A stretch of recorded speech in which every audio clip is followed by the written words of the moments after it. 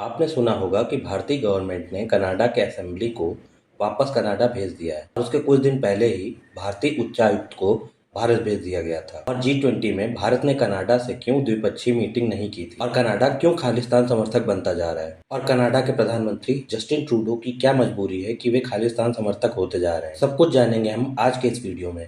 मेरा नाम है अंकित और आपका स्वागत है स्टडी विद अंकित। अगर आपको इस बात को जानना है तो सबसे पहले आपको कनाडा की पॉलिटिक्स को भी जानना पड़ेगा। जस्टिन ट्रूडो, जिनकी पार्टी है लिबरल पार्टी ऑफ कनाडा, उनके पास पूर्ण बहुमत नहीं है। उनको कनाडा की सरकार चलाने के लिए आउटसाइड समर्थन की जरूरत पड़ी और यह समर्थन उन्हें मिला एनडीपी से। एनडीपी यानी न्यू डेमोक्रेटिक पार्टी और इसके लीडर हैं जगमीत सिंह। जगमीत सिंह वही व्यक्ति हैं जिन्होंने टाइम के साथ साथ बहुत सारी प्रो खालिस्तान स्टेटमेंट दी हैं। ट्विटर पे उनके इस प्रो खालिस्तान स्टेटमेंट के कारण उनका ट्विटर का अकाउंट भी बैन कर दिया गया। उनको इंडिया में भी एंट्री नहीं मिली और उनका वीज़ा कैंसिल कर दिया गया था। यहीं से शुरुआत होती है भारत और कनाडा के खराब रिश्तों की, कि जस्टिन ट्रूडो को सरकार चलाने के लिए इसकी ज़रूरत है और भारत गवर्नमेंट खालिस्तान समर्थकों के मूवमेंट के सख्त खिलाफ है। G20 के मन से प्रधानमंत्री मोदी जी ने भी कनाडा गवर्नमेंट को खालिस्तान समर्थकों पर लगाम लगाने के लिए कई बार कहा है। जस्टिन ट्रूडो ने केवल भारत के साथ ही नहीं, इसके पहले भी चाइना और कुछ समय पहले उन्होंने सऊदी अरबिया के साथ अपने रिलेशन खराब किए। ये सब करके ट्रूडो कैनेडियन पीपल के बीच अपने आप को मजबूत लीडर की इमेज को रिप्रेजेंट करना चाह रहे हैं। अब बात करते हैं हम करंट सिनेरियो की, कि क्या कारण है जिसकी वजह से भारत के उच्चायुक्त को वापस दिल्ली भेज दिया गया। तो बात है 18 जून की। शहर था ब्रिटिश कोलंबिया और समय था शाम का 8 बजे। हरदीप सिंह निज्जर अपने ट्रक में जब बैठ रहा होता है तभी वहां पर अज्ञात बाइक सवार आते हैं और उन पर गोली दागते हैं, जिससे उसकी मृत्यु हो जाती है। ये निज्जर वही शख्स था जो खालसा टाइगर फोर्स का चीफ था और यह वही ऑर्गेनाइजेशन जो बार बार प्रो खालिस्तान मूवमेंट को रन करता है और जिसके लिए भारत सरकार ने निज्जर पर 10 लाख तक का इनाम घोषित। तो निज्जर की हत्या से खालिस्तान मूवमेंट के सबसे बड़े चेहरे का अंत हो गया। इस हत्या को लेकर कनाडा सरकार का कहना है कि यह हत्या भारत द्वारा उनके रॉ एजेंट द्वारा कराई गई है और जिसके बाद कनाडा गवर्नमेंट का कहना है कि इंडियन सीनियर डिप्लोमेट पवन कुमार राय को एक्सपेल कर रहे हैं क्योंकि ये कनाडा में रॉ विंग को हेड कर रहे हैं।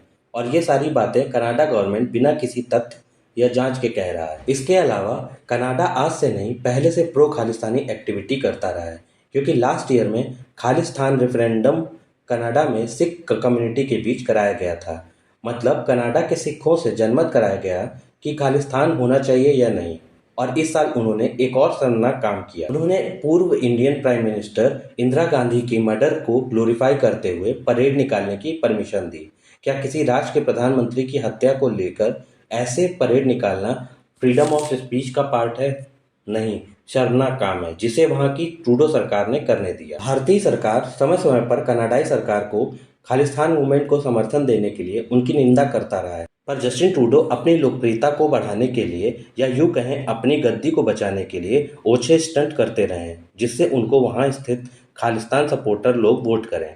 पर इस सबसे विश्व मंच पर कनाडा की साख में काफ़ी गिरावट आई है। यहाँ तक कि वहाँ के लोकल अखबार उनके बारे में कई लेख और आर्टिकल प्रकाशित कर रहे हैं। कनाडा पूर्ण रूप से पाकिस्तान की राह पर चल रहा है। जैसे पाकिस्तान शुरू में आतंकवाद को बढ़ावा देता रहा और बाद में उसी की भेंट खुद चढ़ रहा है, ठीक कनाडा भी भारत विरोधी मूवमेंट को बढ़ावा देकर अपने लिए खाई ही खोद रहा है। अब आगे हम बात करते हैं इस घटना पर भारतीय गवर्नमेंट ने क्या एक्शन लिया। तो जैसे ही भारतीय गवर्नमेंट इंडियन उच्चायुक्त के एक्सपेल होने की जानकारी मिली, उन पर लग रहे आरोपों के बारे में पता चला, तो उन्होंने सबसे पहले उसे सिरे से नकार दिया और कल के दिन विदेश मंत्रालय ने कनेडियन डिप्लोमेट को अपने ऑफिस में बुलाया और ये मीटिंग केवल 4 मिनट ही चली। इसके बाद उनके डिप्लोमेट, जो आमतौर पर खुश रहकर प्रेस कॉन्फ्रेंस करते हैं, लेकिन कल के वीडियो में साफ दिख रहा है कि विदेश मंत्रालय ने कुछ उनकी खास आवभगत कर दी है, जिससे ये उखड़े हुए नजर आ रहे हैं। भारतीय विदेश मंत्रालय ने इसके कुछ समय बाद ही भारत में स्थित कनाडाई दूतावास को जल्द से जल्द बंद करने का आदेश दे दिया है। अब लास्ट में हम बात करते हैं भारत कनाडा के रिश्तों के खराब होने से सबसे ज्यादा भारत पर क्या प्रभाव पड़ेगा। तो सबसे ज्यादा नुकसान हमारे भारतीय स्टूडेंट को होगा। कई भारतीय स्टूडेंट कनाडा उच्च शिक्षा प्राप्त करने जाते रहते हैं। 2023 का आंकड़ा कहता है कि लगभग 3 लाख बच्चे कनाडा पढ़ाई करने के लिए गए, पर समय के साथ अगर कनाडा से रिश्ते और ख़राब हुए तो हो सकता है कनाडाई गवर्नमेंट एजुकेशन वीज़ा कैंसिल कर दे, जिससे उन विद्यार्थियों को काफ़ी नुकसान होगा।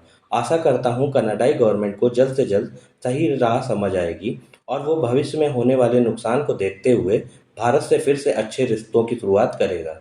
धन्यवाद। आपको आज की जानकारी कैसी लगी कमेंट बॉक्स में ज़रूर बताइएगा। वीडियो को लाइक कर दीजिएगा और मेरे चैनल को सब्सक्राइब भी कर लीजिएगा।